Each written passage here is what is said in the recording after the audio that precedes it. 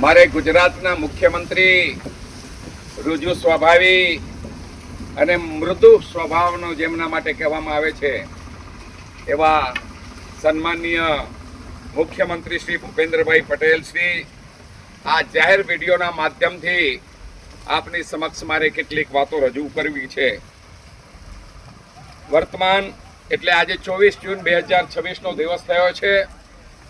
સમગ્ર કચ્છની અંદર દુષ્કાળની પરિસ્થિતિ નિર્માણ થાય એ પ્રકારે વરસાદ ઠેલાઈ રહ્યો છે.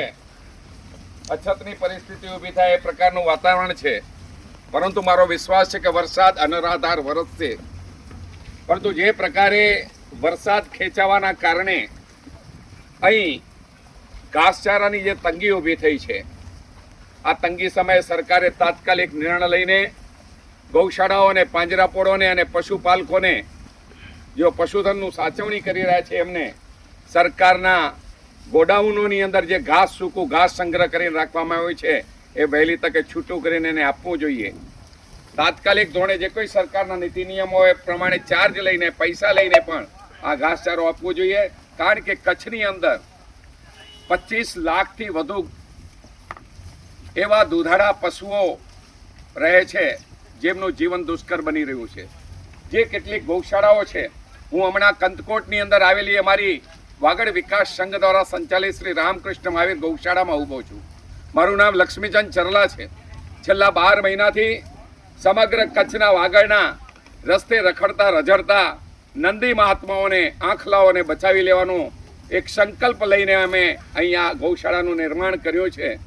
જે કોઈ નધણિયાતી ગાય માતાઓ હોય, વાછરડા અને વાછરડીઓ હોય અને જે આંખલાઓ ગામે ગામ રખડે છે રહ્યા, આવા આંખલાઓને સાચવી લેવા 1 લાખ સુધીના નંદીઓને સાચવવાના સંકલ્પ સાથે અમે કાર્યરત છીએ. આજ સુધી 12 મહિનાથી આ પ્રવૃત્તિ ચાલુ છે. હમણાં અમારી પાસે 1869 જેટલા ગૌવંશ અહીં નિવાસ કરી રહ્યા છે. એનું લાલન પાલન થઈ રહ્યું છે. સરકારશ્રીની એક પણ પૈસાની સબસિડી કે મદદ લીધા વિના આ સમગ્ર સેવા કાર્ય ચાલે છે. પરંતુ બહુ દુઃખ સાથે કહેવું છે, છેલ્લા અઠવાડિયાની અંદર કચ્છની અંદર આ વરસાદ લંબાવાના કારણે જે પરિસ્થિતિ નિર્માણ થઈ છે એના કારણે ઘાસ મળવું મુશ્કેલ છે. આ 1868 ગૌવંશને સાચવવા માટે જે માત્રામાં મારી પાસે ઘાસ મળવું જોઈએ, આ લીલું ઘાસ હમણાં સુધી મળતું હતું. આજે મારે 6 ટ્રેક્ટરની જરૂર છે, ત્યારે 1 ટ્રેક્ટર ઘાસ આવ્યું છે. મેં ગઈ 12 તારીખના પ્રાંત અધિકારી શ્રી સાહેબ પાસે સૂકું ઘાસ ફાળવવા માટેની માંગણી મૂકેલી, પરંતુ આજ સુધી એ બાબતનો કોઈ જવાબ નથી. મારે કચ્છના રાજનેતાઓને કહેવું છે, પછી એ કોંગ્રેસના હોય, ભાજપના હોય, આપના હોય કે બીજા કોઈ પક્ષના હોય, કે કચ્છ માટે આ અતિ મહત્વનો પ્રશ્ન છે. 30 લાખ જેટલા દૂધાળા ઢોરોને બચાવવાનો પ્રશ્ન છે અને આ દર વર્ષે આવી પરિસ્થિતિ નિર્માણ થાય છે. ત્યારે સાહેબશ્રી, આપ ખાલી રાજકીય વિતંડાવાદથી બહાર નીકળીને કચ્છના પ્રાણ પ્રશ્નો ઉપર સચોટ કાર્યવાહી કરવા આગળ આવો. સરકારશ્રીને સમજાવો કે આ કેટલું જરૂરી છે. સરકારશ્રીના ગોડાઉનમાં સૂકું ઘાસ છે અને અહીં ઘાસચારાના ભાવ વધારો થઈ રહ્યા છે. કાળા બજારમાં ઘાસ વેચાઈ રહ્યો છે. એ ઘાસ 100 ને 110 રૂપિયા મણ ન હોવા જોઈએ, એ ઘાસ હમણાં 180 રૂપિયા સુધી ભાવ પહોંચી ગયો છે. કેટલાક ખેડૂતો, હું હંમેશા ખેડૂતોની સાથે, ખેડૂતોના પ્રશ્નોની, ખેડૂતોના સમસ્યાઓની સંવેદનામાં હું હંમેશા સહભાગી હોઉં છું. પરંતુ આજે મારે દુઃખ સાથે કહેવું છે કે કેટલાક ખેડૂતો પણ ઘાસનો ખોટો વધારો કરી રહ્યા છે. જે ઘાસ 110 રૂપિયામાં સુલભતાથી મળવું જોઈએ, એ ઘાસને 180 રૂપિયા સુધી વેચી રહ્યા છે. મેં આજ સુધી તો લોક સહકારથી, લોકોના દાનથી ઘાસની પૂરતી માત્રામાં અહીં વ્યવસ્થા કરી, પરંતુ આજે લાચાર બની ગયો છે. આજે મારી પાસે આ એક જ ટ્રેક્ટર છે. આ ગૌવંશને ખવડાવવા માટે મારી પાસે બીજું ઘાસ નથી. કારણ કે 180 રૂપિયાના ભાવે ઘાસ ખરીદી શકું એવી મારી સંસ્થાની શક્તિ નથી. કારણ કે અમારી પાસે કોઈ રિઝર્વ ફંડ નથી. અમે તો માત્ર દાનદાતાઓના સહારે ચાલીએ છીએ. સરકારની કોઈ પણ મદદ નથી લેતા. પણ આ પ્રશ્ન મારો એકનો નથી, મારી એક ગૌશાળા કે એક પાંજરાપોળનો નથી, આ સમગ્ર કચ્છનો પ્રશ્ન છે. જ્યારે 30 લાખ પશુઓ, દૂધાળા પશુઓ કચ્છની ધરતી પર હોય અને આ પશુઓને જ્યારે સરકારે જરૂર પડી છે, દુષ્કાળ કે અછતની સ્થિતિ સર્જાઈ છે, ત્યારે મુંબઈમાં આવીને ગુજરાતના માનનીય મુખ્યમંત્રીશ્રીઓએ લોકોને સહભાગિતા કરવા માટેની અપીલો કરી છે.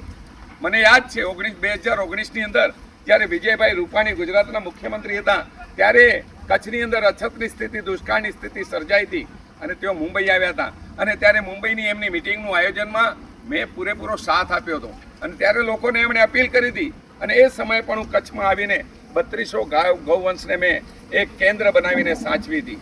આજે જે રીતે કામ ચાલી રહ્યું છે અને જે પ્રકારે આ પરિસ્થિતિ છે, મારે ખેડૂત ભાઈઓને પણ કહેવું છે, માફ કરો 8 દિવસ માટે તમે આ ભાવ વધારો કરી રહ્યા છો, આ રોંગ છે. કુદરત માફ નહીં કરે મિત્રો. જે ઘાસ સુલભતાથી મળે, હું સરકારશ્રીને એટલે જ કહું છું, તાકીદે આની ઉપર પગલાં લો, એક્શન લો.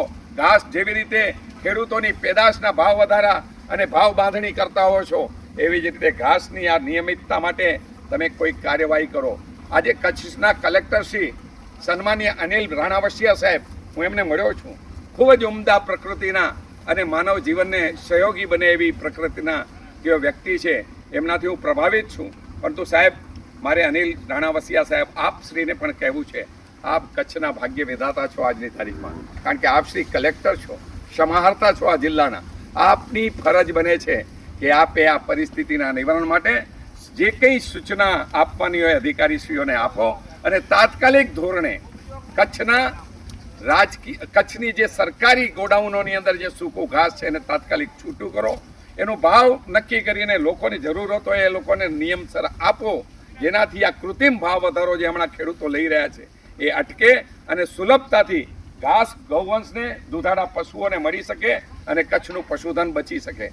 કારણ કે હું સ્પષ્ટપણે માનું છું, ગૌવંશ બચશે તો આ દેશ બચશે. ગૌવંશ હશે તો આ દેશના પર્યાવરણની શુદ્ધિ થશે. ગૌવંશ હશે તો આપણને આવનારી પેઢીને સુલભતાથી આપણે રાસાયણિક પ્રક્રિયા વિનાની ખેતી આપી શકીશું.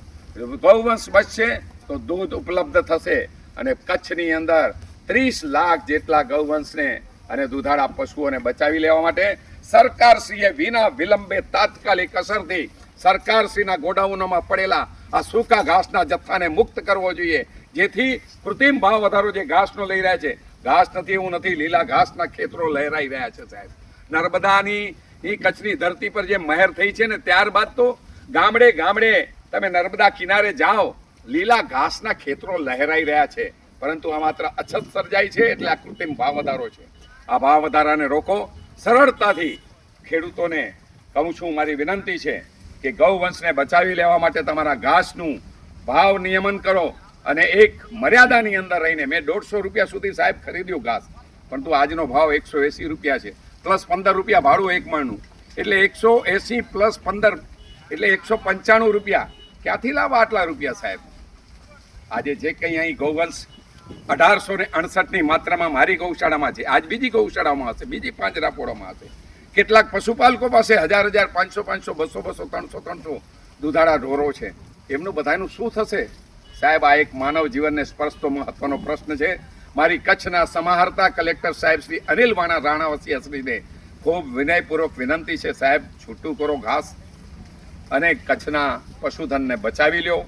ગુજરાત સરકાર શ્રીના મૃદુ અને મક્કમ મુખ્યમંત્રી શ્રી, આપની પાસે તો અમને આશા હોય કે ન હોય કે આપ પણ અમને નિરાશ કરશો. કચ્છના રાજકીય આગેવાનોને મારી વિનંતી, તાત્કાલિક ધોરણે કચ્છ સરકાર પર ગુજરાત રાજ્યની સરકાર પર દબાણ લાવો અને આવતીકાલથી કચ્છના ગોડાઉનોની, સરકારી ગોડાઉનમાં પડેલા આ સૂકા ઘાસના જથ્થાને છૂટું કરાવો અને કચ્છના પશુધનને આ ઘાસ સરળતાથી ઉપલબ્ધ થાય અને ખાઈ શકે એ પ્રકારેના ભાવમાં ઉપલબ્ધ થાય એ માટેની વ્યવસ્થા કરો. અમારી આ કોઈ વિડીયો બનાવીને કોઈ લોકપ્રિયતા હાંસલ કરવાનો મારો આશય નથી. હું એ સોશિયલ મીડિયાનો ઉપયોગ એના માટે કરવા પણ નથી માંગતો. હું સોશિયલ મીડિયાનો ઉપયોગ એટલા માટે કરી રહ્યો છું કારણ કે સરકારશ્રીને આપણે કહીએ ને, અધિકારીશ્રીને પત્ર લખીએ તો એનો જવાબ જ નથી આવતો 15 દિવસ, મહિનો. તો આ સોશિયલ મીડિયાની જે તાકાત છે, જે આજની વાત આજ વ્યક્તિ કરશે. તમામ કચ્છના પશુપાલકોને, પાંજરાપોળના સંચાલકોને, ગૌશાળાના સંચાલકોને મારી વિનમ્ર વિનંતી છે, જો તમે મારી વાત સાથે સહમત હો તો આપ મારા વોટ્સએપ નંબર 9867545744 પર તમારો આ સંદેશ મોકલો. એક એવી તાકાત, જનશક્તિનું નિર્માણ કરીએ જેના દ્વારા સરકારશ્રી પાસે આપણી રજૂઆત એક મજબૂત ઈરાદા સાથે વ્યક્ત થાય અને આ પ્રાણ પ્રશ્નનો ઉકેલ આવે. મારો કોઈ પણ ઈરાદો સરકારશ્રીનો વિરોધ કરવાનો છે નહીં. હું કોઈ પણ વ્યક્તિનો વ્યક્તિગત કે રાજકીય રીતે વિરોધી છું નહીં. મારા માટે આ દેશ, ભારત માતા મહત્વની છે, આ રાષ્ટ્ર માતા મહત્વની છે. ભારતના પરમ વૈભવ માટે આ જીવન કુરબાન છે. એટલે સૌને કહું છું, આનો કોઈ ખોટો અર્થ લેતા નહીં. મારે કોઈ આવનારા દિવસોમાં રાજકીય સત્તા હાંસલ નથી કરવી, પરંતુ જ્યાં જ્યાં પ્રજાને પીડનારા પ્રશ્નો હશે ત્યાં હું ચોક્કસપણે અવાજ ઉપાડવાનો પ્રયાસ કરીશ. વિનમ્રતાપૂર્વક ગુજરાતના માનનીય મૃદુ અને મક્કમ મુખ્યમંત્રી શ્રી ભૂપેન્દ્રભાઈ પટેલ અને કચ્છના કલેક્ટર શ્રી રાણાવસિયા સાહેબ, આપને વિનંતી, તાત્કાલિક એક્શન લો, આનું નિરાકરણ લાવો અને કચ્છના પશુધનને બચાવી લેવા આપની ભૂમિકા પ્રદાન કરો. વંદે માતરમ. દાડો મોજ કરે.